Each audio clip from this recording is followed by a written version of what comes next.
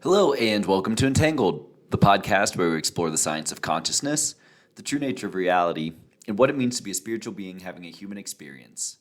I'm your host, Jordan Euclid, and today I'm joined by my friend, Dr. Charlotte Meier. In this episode, Charlotte discusses the philosophy, science, and art of chiropractic. Next, we discuss sound healing, biofrequencies, and binaural beats.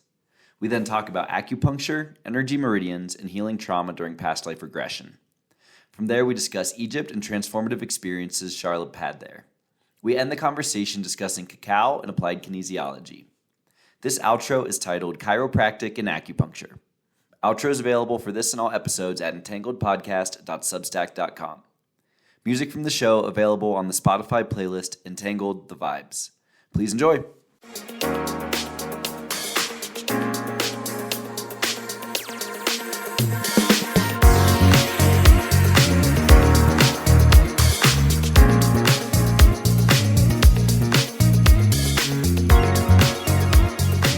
So hello everyone and welcome to the latest episode of Entangled. I'm very excited today to be joined by my friend Dr. Charlotte Meier.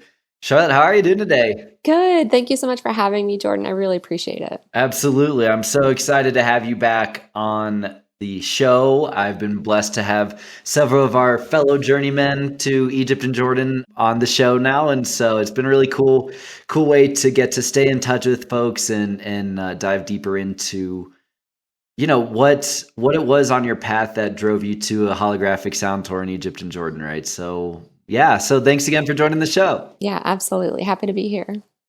Yeah, so maybe let's start with kind of the biographical stuff, right?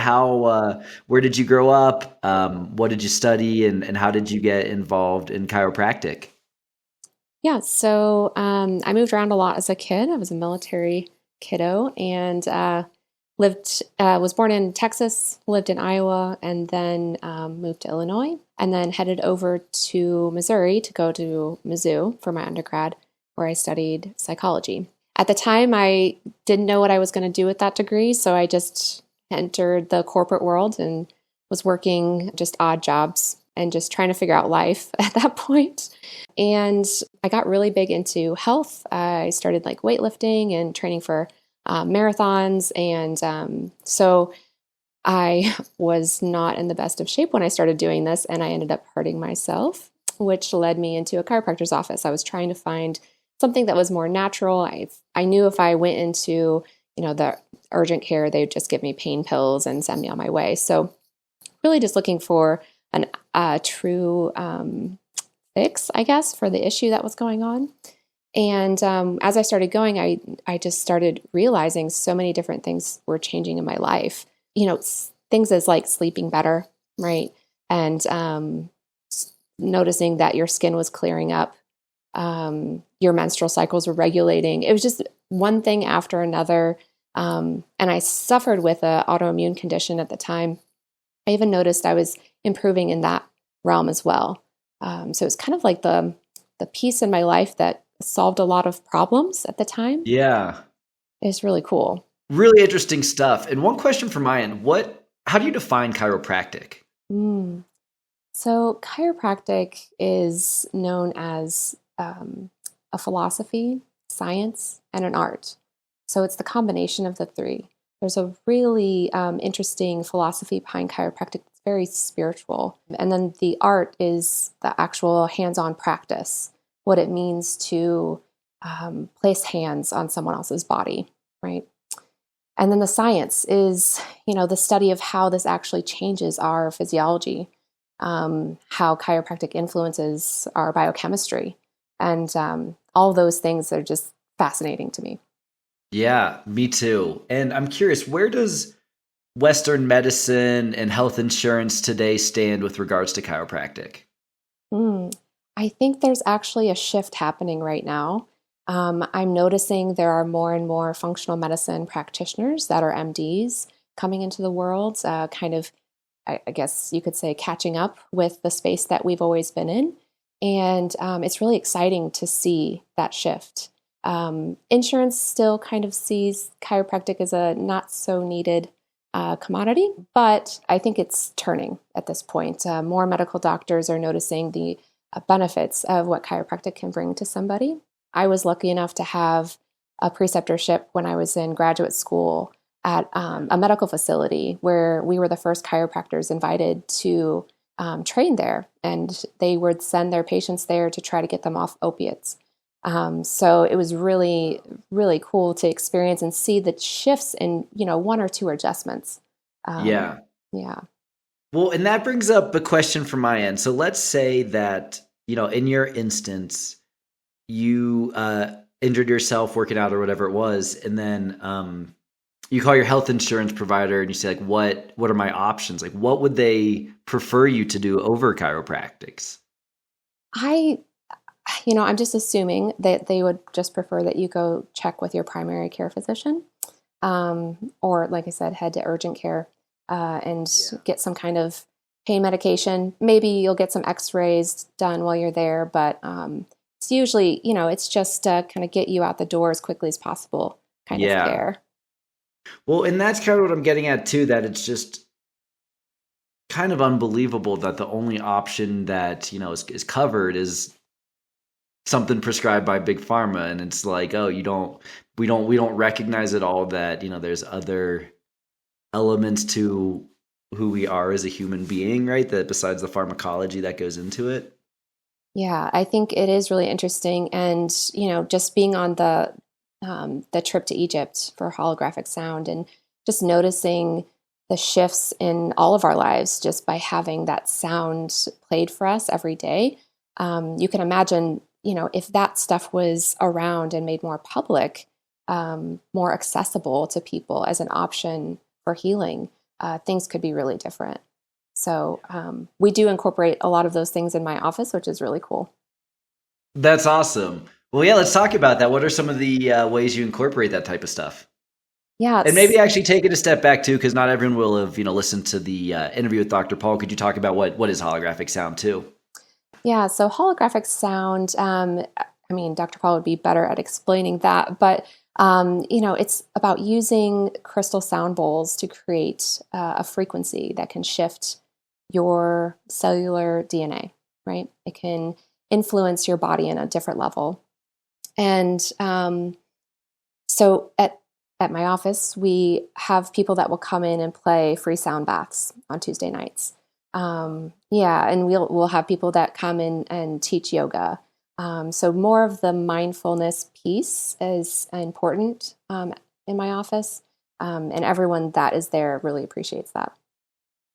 Wow, very cool. And have you grown up with spirituality? I grew up Catholic, and I never really quite understood it.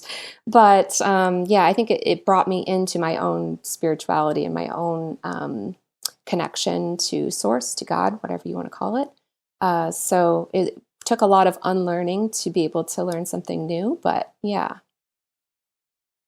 Yeah, that's interesting. I mean, was it what was it that you would say was the unlearning pieces, like the monotheism part, or is there other elements of it that didn't fully resonate with you entirely?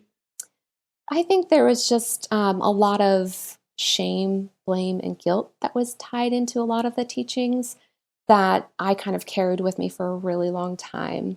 It's hard for me to kind of let go of all of that, pain, essentially. And so I know that was part of my healing journey to kind of work through that and process through that. I feel like that was the biggest piece for me. There's just so much, sadness surrounding the practice of Catholicism for me. Yeah, that's interesting. And my mom's Catholic, my dad's Jewish, and I think that story unfortunately resonates with a lot of organized religion. I mean, I think how you just described it, I would certainly kind of view both of those institutions in that kind of same bucket, right? Where there's just a lot of shame and guilt associated with it, from just, I don't know what it is. I think the biggest element is probably just like any institution of man, the traditions that, it all stemmed from can get polluted and corrupted and used to benefit those at the top and not those that are there, in searching for something deeper. But it's interesting to see how, at least it feels to me that, 10 years ago, it was very popular to maybe reject organized religion, but not so much to say, but the foundations, right? There is something here, right? There is something spiritual and something more. And I think that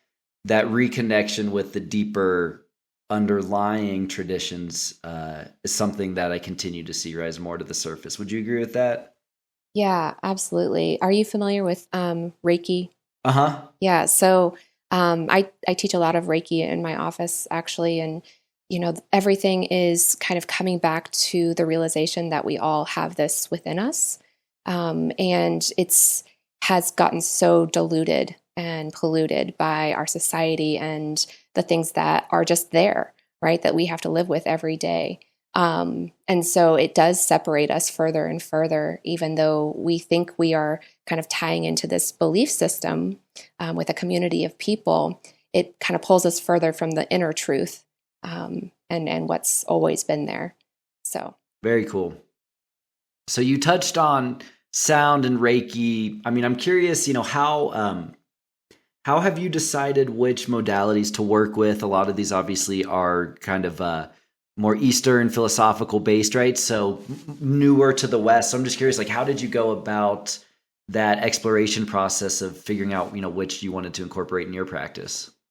that's a great question. There's a lot of pieces to it, but when I started diving into just chiropractic and understanding the effect that it could have on the human body, I ended up doing a specialized technique in school called applied kinesiology, which is a lot of manual muscle testing, tapping into the subconscious energy of the body, very much connected to the chakras and the energy meridians in acupuncture.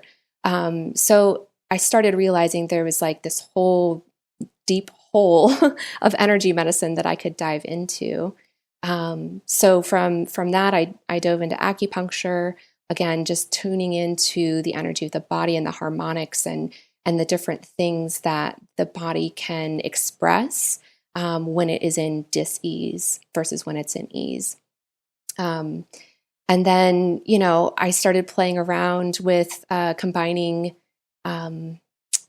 energy healing such as Reiki with acupuncture. So that was kind of my first dive into what do these two things do together. And then I started to have events with sound bowl practitioners where I would place acupuncture needles and they would play sound. And we would just kind of notice the effects that were different based on like what I was doing in my office versus with the sound. So then from there, I went even deeper and I started incorporating biofrequencies in my office. So being able to tune into the frequency of someone's voice, what it's telling us about their disease. I use an app for this. It's not through my brain, I promise. And being able to play back their healing frequency specific based on what their body is vibrating at. Wow. Yeah. And so would it be that like if you had some sort of illness, your frequency would change in a certain direction? Yes, absolutely. And that actually comes out in our own voice, our own sound. Wow, that's wild. Yeah. There's actually research right now that they're studying and finding. So it's actually really cool how they're being able to almost detect cancer just by someone's voice. Wow, that's wild. And Mhm. what would that study even be called, right? Like if someone wants to like get into this type of field, which I think they should, right? It's such an exciting, incredible like place to go. Like where would you actually go to learn about this kind of stuff? Yeah, I would say just looking up things on biofrequency, biofrequency feedback. On my website, I actually have a link to where you can look at all the info regarding the app that I use in my office. You can get a 14-day free trial and you can try it out, and you can do it for home use. So you can kind of play around with it. And they have a ton of research on their website too. Yeah. And so then like the home versions, is it like a guided meditation you're listening to? It's essentially just frequencies. So you think of like binaural beats, certain frequencies for healing. Yeah, and they kind of overplay and overlap one another.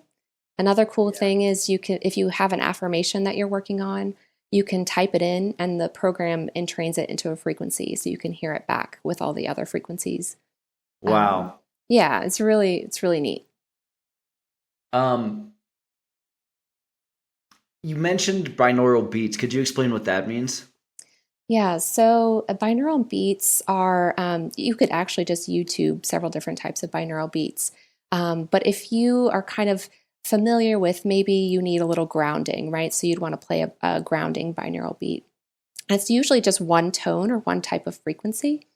And when it kind of enters your system, so to speak, it can help recalibrate how your cells in your body are vibrating. So, and that applies to any music at all, really. Wow. Now, one of the things you're talking about, right, is as it relates to the frequency and vibration of the human physiology. And I think this is such an important point that really can't be understated. And I think this is, I'm certainly critical of Western medicine on the show quite a bit. And I think this is one of the biggest issues I take, right, where they still think of the human body as this bag of bones and blood and organs that's kind of made up of these smaller and smaller pieces, but aren't connected to one another in a holistic manner, much less to anything outside of your individual body. And so they fail to recognize the implications of what we've known for over 100 years with quantum physics and the like, that, the whole appearance of materiality is itself an illusion, right? And the fact that the human physiology is, I think, better described as some sort of form of vibrating consciousness. And once we understand that, then our understanding of how to heal it will change dramatically. Mm-hmm. Absolutely. It's kind of a key foundational piece. I think right now we are looking at things from too far away of perspective. And it could be as simple, like I said, just healing with your voice. Yeah. That's interesting. So could you talk some more about acupuncture? How would you describe what that is? Yeah, so acupuncture is really interesting. It's one of those things that you can always go a little bit deeper with. So you can start surface level and you can treat for pain, right? So just any kind of pain. And basically, as you're placing needles on the body, as it pierces the skin and hits the fascia is a neural network. And so it sends a little signal to the nervous system.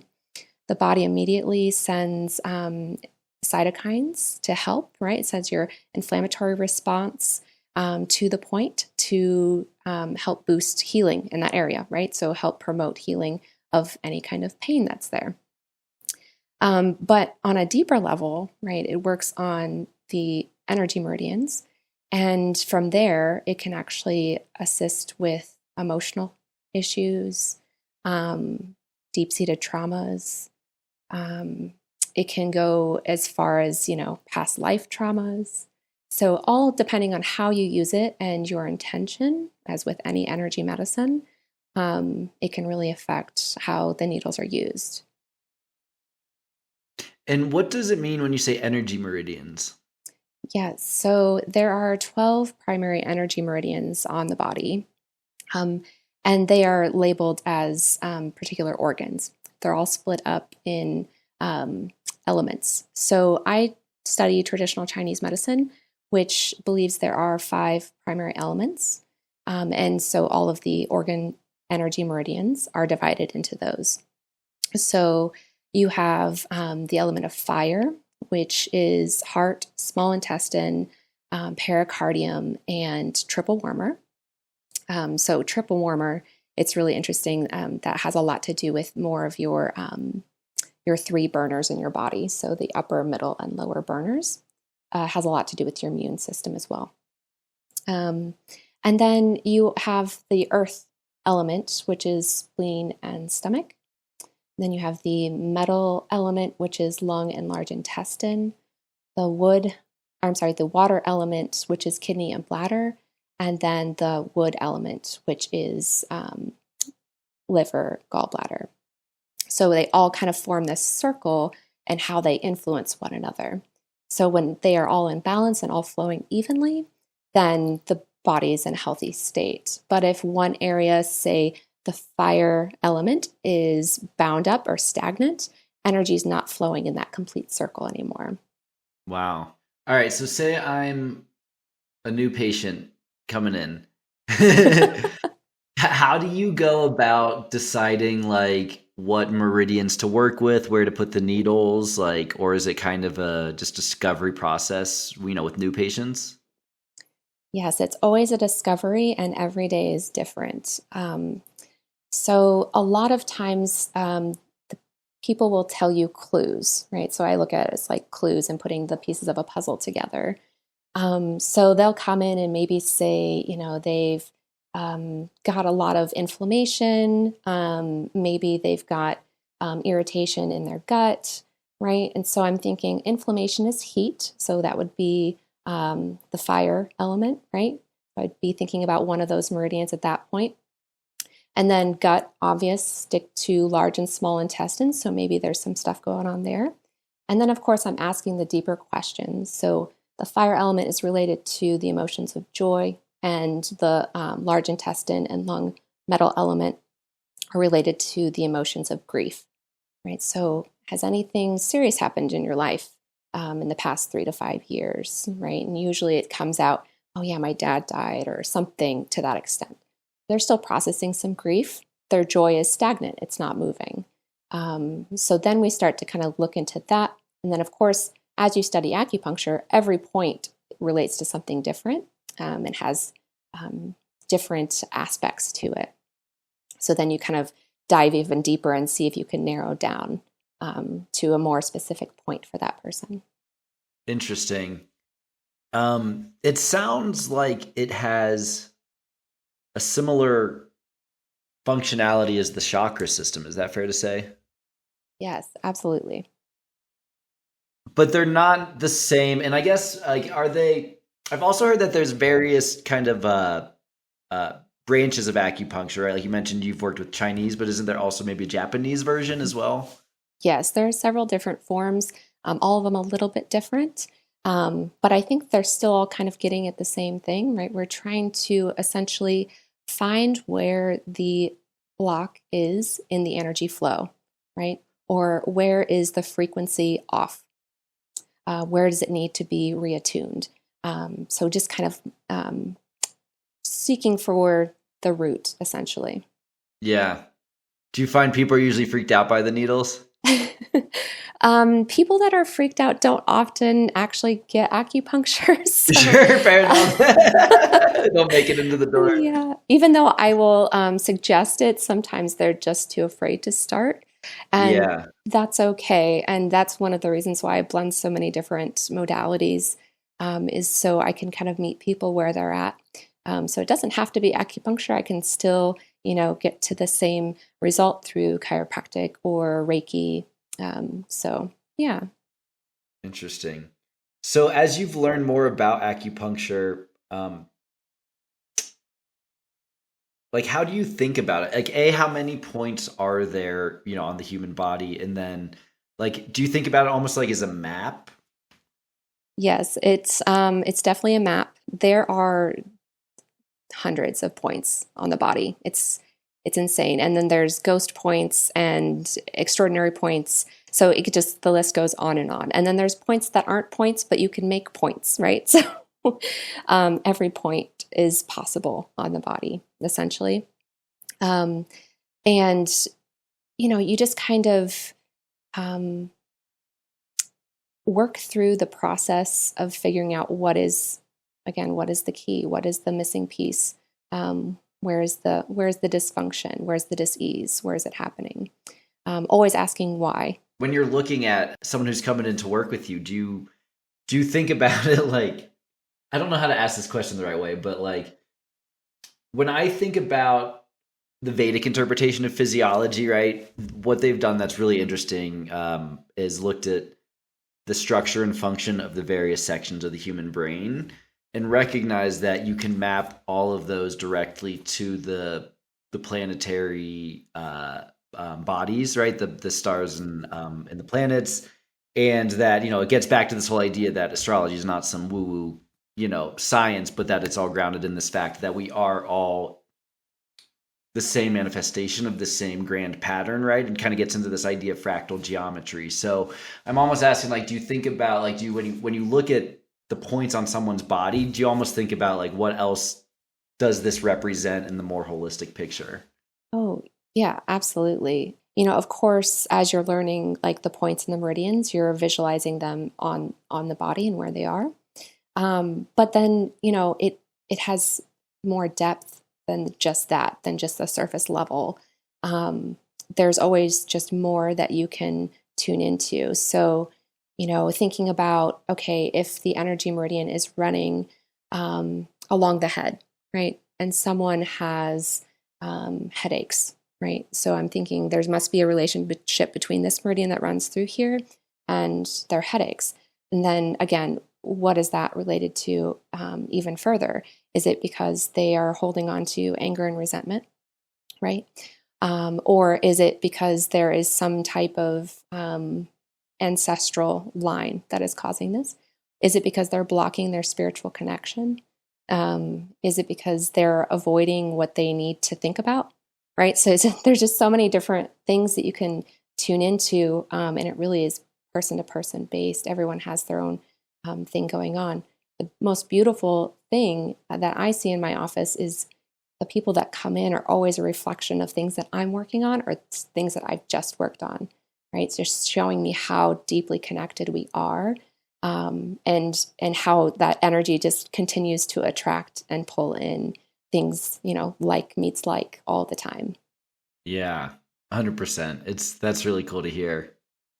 And you talk about this idea of ease versus dis-ease, and I think again, when we feel that we have disease and we go to a Western doctor, the answer is typically focused on our physical health, right? But all these things that you're talking about, I mean, you barely touched on that. Really, it's mostly been things you say that people are coming with that are really more mental and spiritual driven, right? So I'd be curious to get your thoughts, obviously, starting with chiropractic, which is very much about the physical, right? And then getting more into the mental, energetic, and spiritual. Like, how do you think about those various elements in the overall well-being of your patients?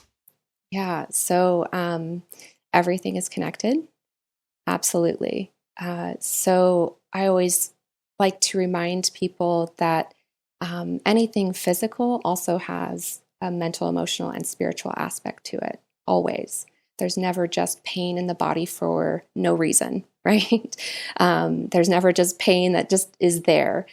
Even if it was from an accident, right? So maybe you've been in a car accident. What was happening in your life that led there, right? Was there anything that was going on? Were you distracted while we were driving? Were you drinking alcohol at the time, right? So it's kind of like you have to, again, kind of dive deep and figure out what brought you to this place. Was the universe trying to slow you down because you were go, go, go, right? Were you not slowing down and taking time to reflect on this life that you're living? So the universe does funny things, right? It does funny things. It'll knock you over and you'll twist your ankle and now you have to take a day off, right? So it's like sometimes the universe is like, you won't listen to my whispers here, so I'm going to just push you over the ledge a little bit. Totally. Yeah. Yeah. And then that gets into the whole idea of, synchronicity versus coincidence, and often the things that surface level appear to be horrible events in our life, right? Like a car accident or your injury when you started to work out more, right? It can end up turning into a beautiful blessing for your life. Exactly. If it weren't for that injury, I probably wouldn't be where I am today. The shift in my life would have never happened. But I couldn't have made that happen, right? Oh, I take that back. Kind of, yes. Right? Subconsciously, I wanted a huge change for my life, but consciously, I wasn't doing anything for that. So subconsciously, it was kind of the overrunning program. It wanted to make it happen. So it did. Yeah. Wow. And you mentioned earlier how you majored in psychology for undergrad, and I'd be curious, why do you think it was that that you were interested in psychology? Yeah, I think at the time I had no idea how much I'd be using it now, to understand and being able to just simply kind of bring that knowledge into the physical, right? So, yeah, I had no idea that this is where it was going to be with that. Yeah, interesting. Kind of related note, and this is an easy one. What do you think is the true nature of consciousness? Hmm. That's a really interesting question. Yeah. True nature of consciousness. Well, I debate this in my mind all of the time. And the only thing that I can come up with on my own is that if the world realized how connected and how singular we all are, the world would be a very different place. Mm-hmm. Very, very different. People would treat each other differently, I think, realizing that what they do is simply onto themselves, literally and figuratively, however you want to think Mm-hmm. of it. So it's just that consciousness. Us, I think we've just forgotten, where we all came from. Mm-hmm. Mm-hmm. Yep. Yep. And you mentioned, working with acupuncture. A lot of folks will have memories and experiences from past lives come up. I'm curious, have you ever had any past life experiences? Do you believe that you've experienced past lives? Um, I do. And it's really interesting because I just recently started noticing that I was getting glimpses of other people's past lives as I was Wow. working on them. It's not something I've ever been kind of tuned into. I've had mentors that have helped me work through my past lives. But yeah, so when it started happening in my own office, it was kind of offsetting a little bit because I didn't know what was happening. And then, just kind of listening to how people talk about their lives, and maybe it's something they've kind of karmically lived for a really long time, Yeah. longer than just this life, right? And it's like we have to start paying attention to, again, those underlying subconscious programs that just continue running. Um, and they can go for, you know, multiple lives.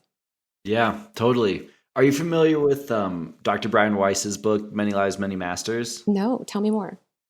Really interesting. So he was like a classically Western trained psychiatrist, kind of similar experience to what you're just talking about. He was working with a patient who just started spontaneously having these past lives. And even more incredibly, like when she would die in her past life, she would go into this like in between realm and communicate messages from ascendant masters back to Brian. And so, yeah, so he's kind of been one of the biggest uh, folks moving the research of past life regression forward. And the reason I bring him up, because I read his book recently, and it seems like the story that you're telling is 100% consistent with what his experience has been working with patients with past life regressions and knowing other folks who've done energy healing and work with patients as well. I mean, it seems like a very common occurrence that people have past life experiences during clinical sessions. Would you agree with that? Yeah, I think it is more common than we think.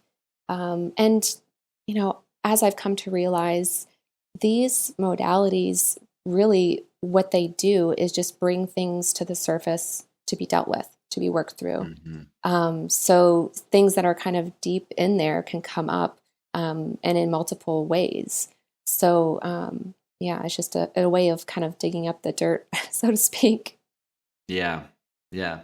And as we're talking about the true nature of consciousness too, I think one of, if not the single biggest underlying issues for a lot of people is their fear of death. And I think that's why if folks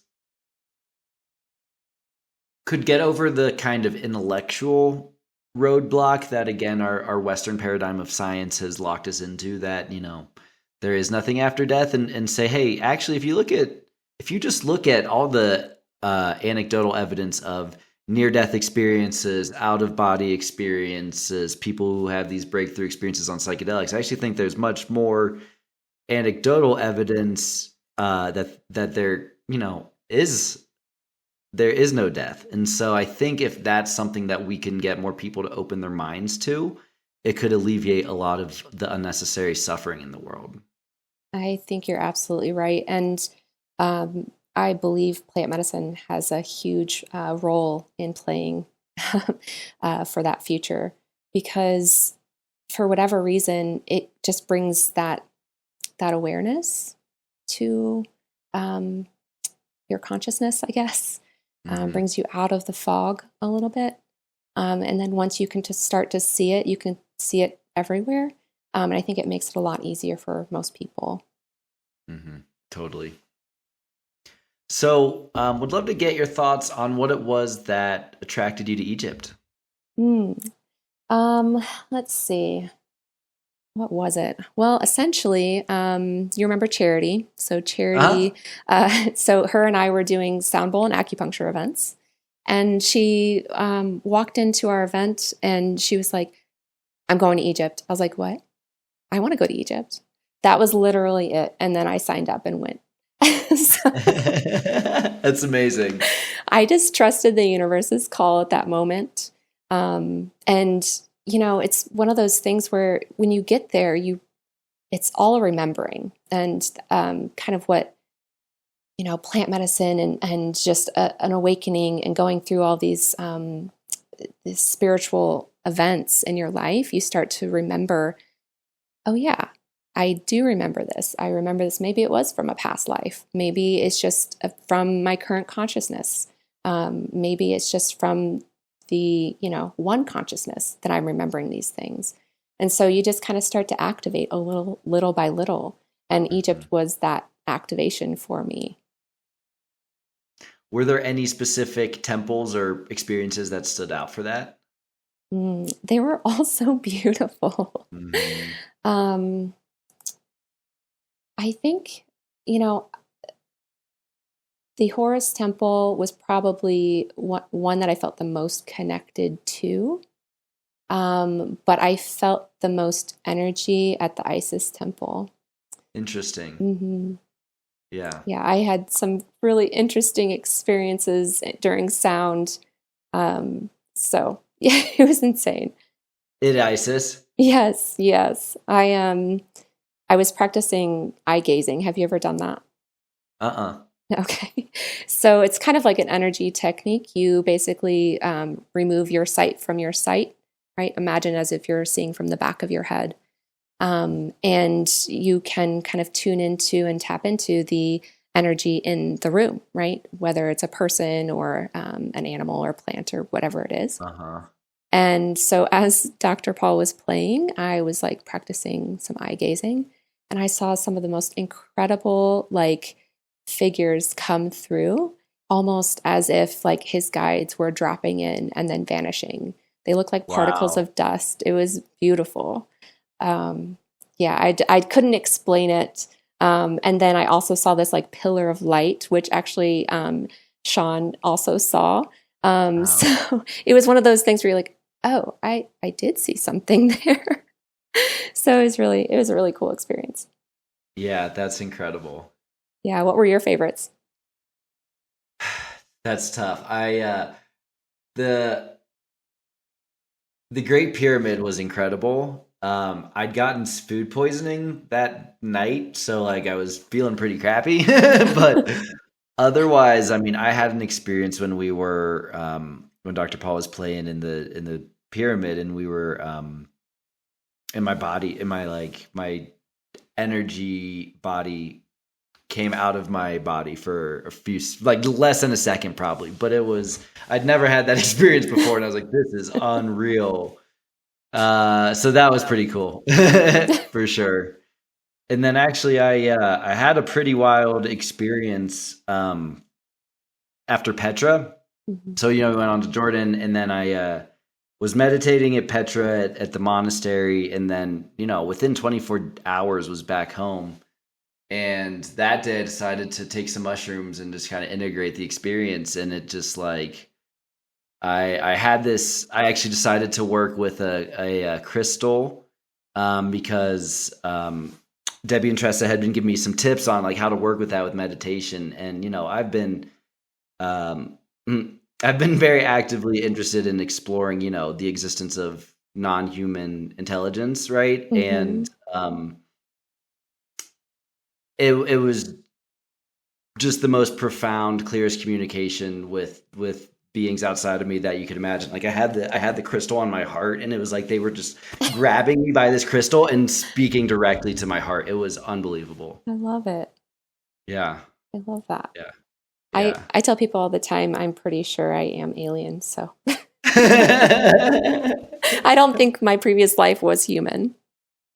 Interesting. Any thoughts on where in the universe you might have been? No clue. In hypnotherapy, Sirius has come through, but that was my closest that I got to it.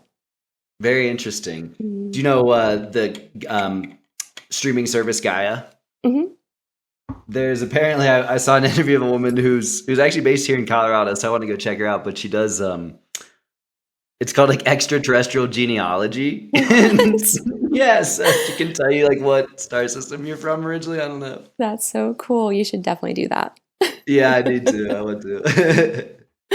That's cool. That's cool. Yeah.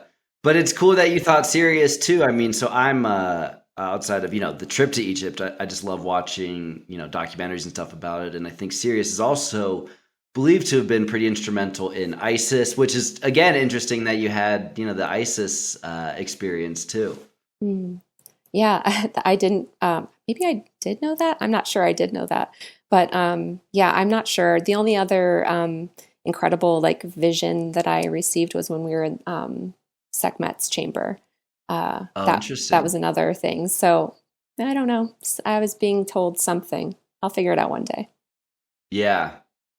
It's interesting. Sekhmet's an interesting character. And, I want to, it's cool. Like I've watched a few docs on Egypt before going, and I want to go back and kind of like rewatch them and kind of, I have another like appreciation, obviously now, like actually seeing it. I think having a little bit more of an understanding of the cosmology, and then, it gets really interesting kind of connecting it to early Gnostic thought. And you can tell that there's definitely quite a bit of overlap in what the Egyptians believed and what, now remains in the core of the Judeo-Christian philosophy. Yeah, that would be really interesting. I've been wanting to dive into that as well, because I think, again, the Egypt trip, it was a calling, right? It was one of those things where my whole soul was like, yes, go there. And I still think there's things that I'm integrating and learning from that experience. So I'm just kind of, watching and waiting for it to all unfold. But you just kind of sparked my interest in rewatching some of those documentaries. So thank you. Absolutely. So I'd be curious, you're in St. Louis. I'm from Cincinnati originally. I don't know if you knew that. I did. Okay, cool. And I think they're not necessarily the most the first cities that come to mind when you think of spiritual progressiveness, right? So I'm curious, have you seen that change? Is that first, I guess, is that a fair statement? And B, have you seen that change over time? That's definitely a fair statement. And I also think it is one of the reasons why, for whatever reason, I can't leave St. Louis. I'm being called to do work here and to help people here, because I think there could be a huge shift if it happens here. So that's where I'm feeling called right now. And but yeah, hopefully, in my circle, I have a pretty great circle here. And there's a lot of wonderful people in this community. And I think it just keeps expanding and growing as more people, again, try some of these modalities to open them up, right? Whether it's plant medicine or chiropractic or acupuncture, it doesn't matter.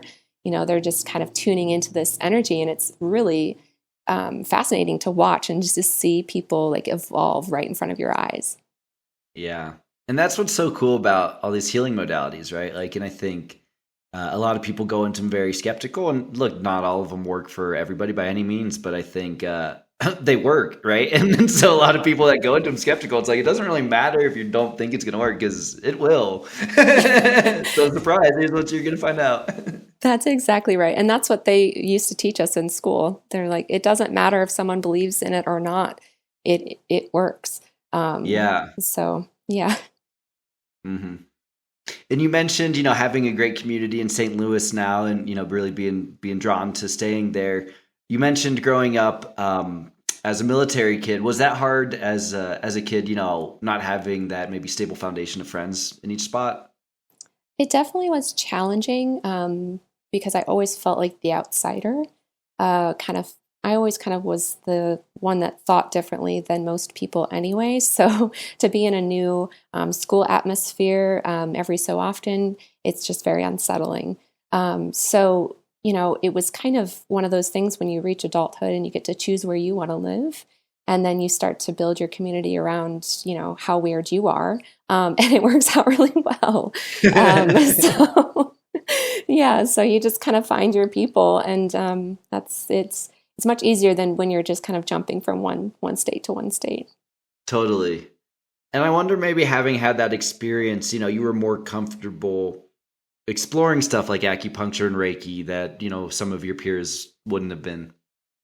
Probably, like I said, I was usually the odd one out. So it just kind of became habit to spend more time playing with my own imagination and where that could take me. So I do think that has influenced, the things that I've chosen to incorporate into my life. Mm-hmm.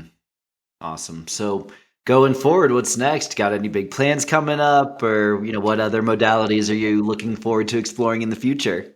Yeah. So immediately, I am going to be going to Guatemala next week to Wow. learn about cacao. So that'll be an experience. I cannot wait.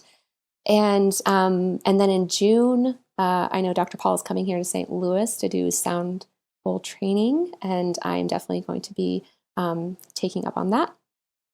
So those two new things will be coming into play in my practice. And then who knows from there, honestly, Jordan, who knows? That's awesome. I mean, hey, that's plenty you got on your plate just between those two. I know. And all of the other things too. So, Yeah. Yeah. Could you talk about cacao? Like what is that, and what is your retreat going to be like in Guatemala?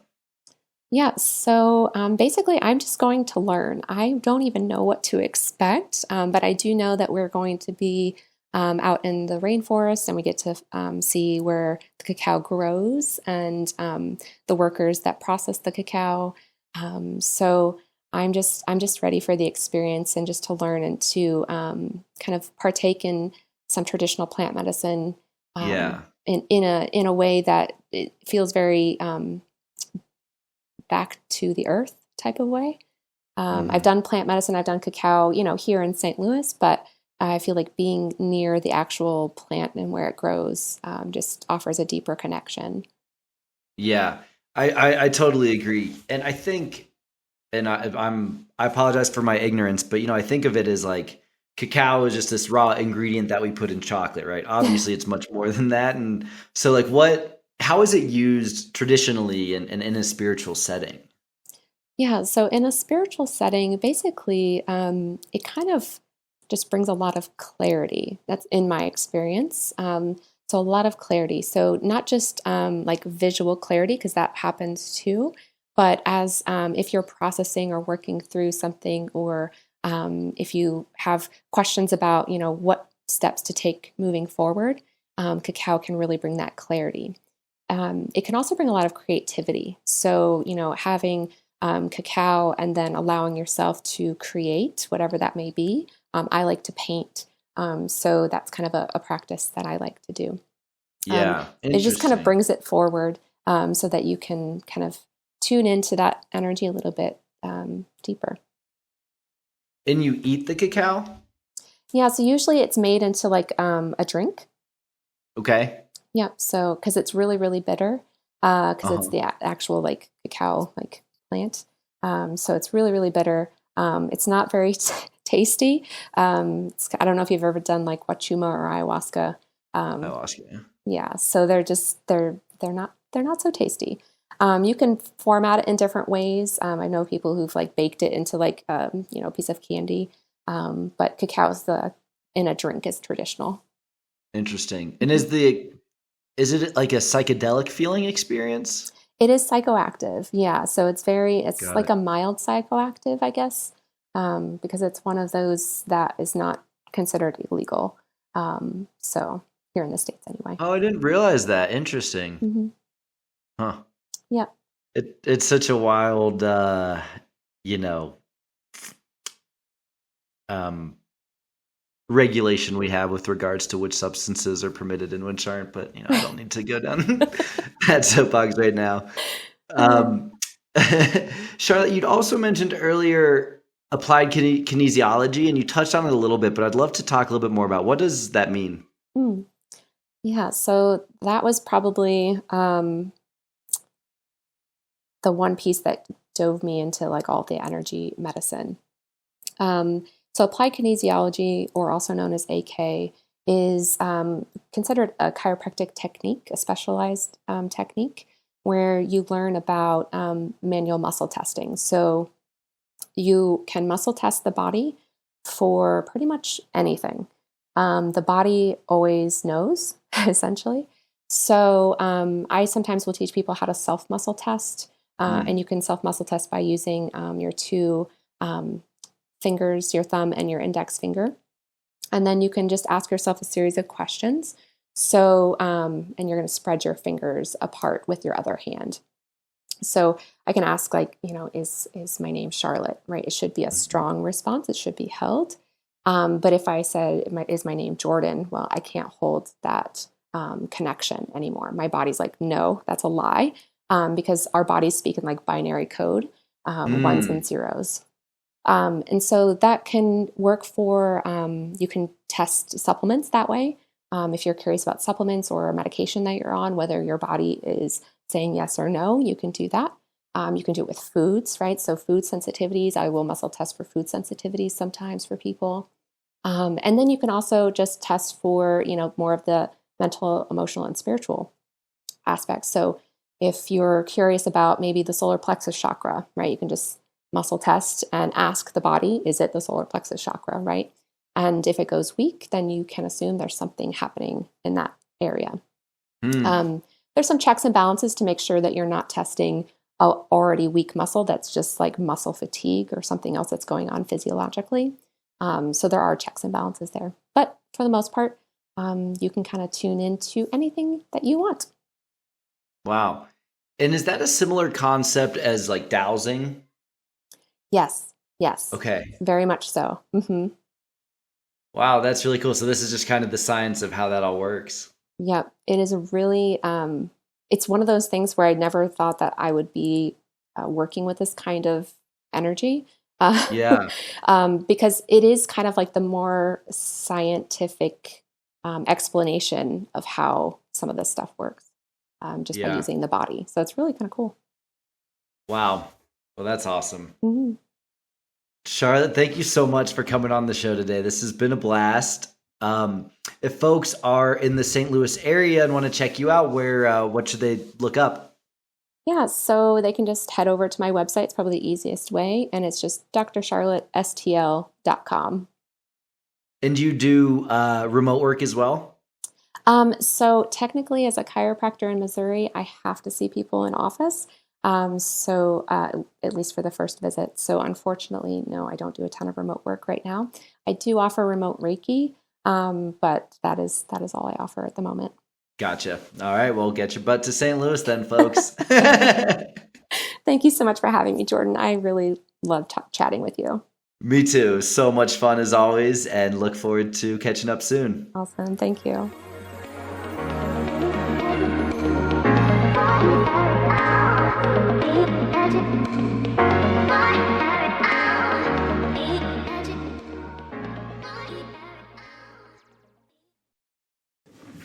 Thank you all for listening, and I hope you enjoyed the episode. In this discussion, Dr. Charlotte explained her use of both chiropractic and acupuncture and how she's been successful in treating patients with both.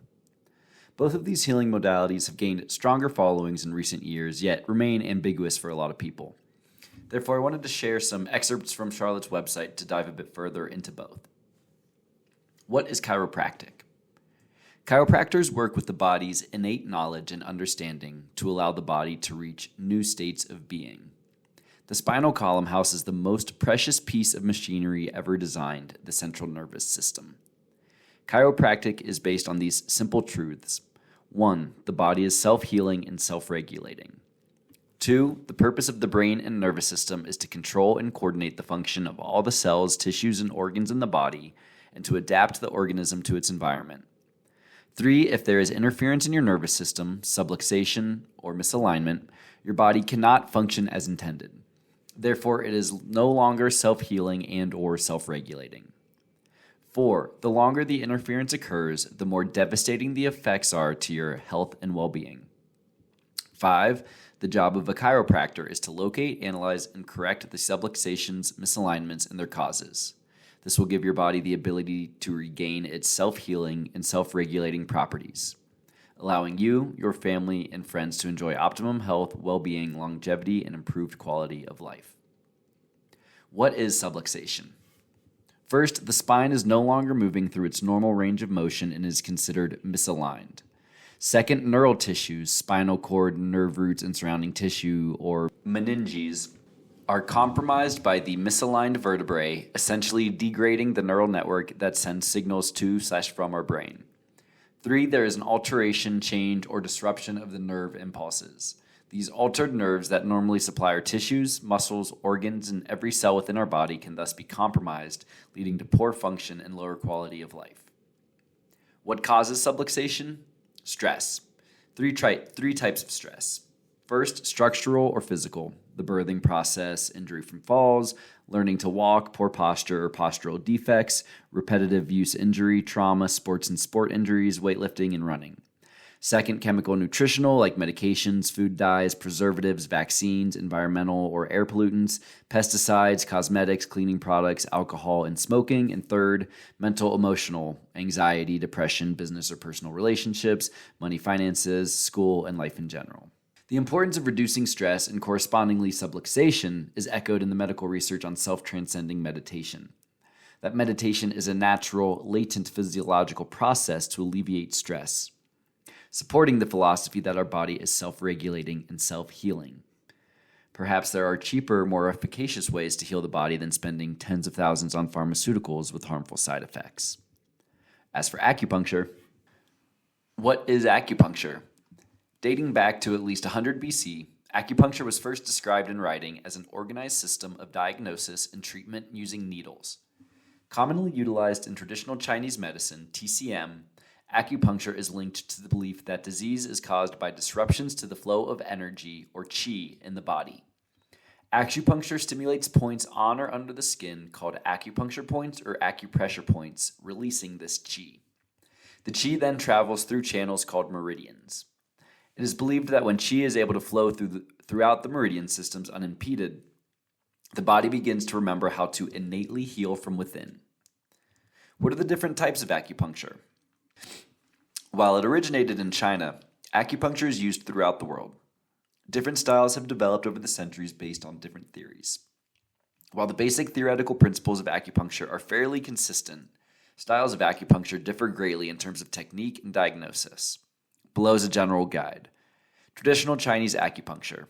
Traditional Chinese acupuncture, part of TCM, is the dominant style of acupuncture studied and practiced in the U.S. and follows the 5-element chart for diagnosis and treatment, the 5 elements being earth, water, fire, air, and ether. Japanese acupuncture. Japanese style uses the same meridians and points as Chinese acupuncture, but takes a more subtle route, typically using fewer and thinner needles with less stimulation. Korean hand acupuncture. This technique focuses on points in the hand that correspond to areas of the body and to certain disharmonies. Auricular acupuncture. This system, commonly used for pain control and drug, alcohol, and nicotine addiction, focuses on points in the ear that correspond to areas of the body and to certain disharmonies. Medical acupuncture. When acupuncture is performed by a Western medical doctor, MD, it is termed medical acupuncture. Acupuncture requirements for Western doctors are generally more lenient than for non-MDs. Medical doctors usually use sterilized stainless steel needles like other acupuncturists, but also sometimes use injections. And veterinary acupuncture is an acknowledged and respected field of medicine requiring formal training and certification. In most states, veterinary acupuncture is considered a surgical procedure that legally may only be performed by a licensed doctor of veterinary medicine. How does acupuncture work? Acupuncture achieves the desired results by stimulating specific points near or on the surface of the skin, acupuncture points, that have the ability to alter biochemical and physiological conditions in the body.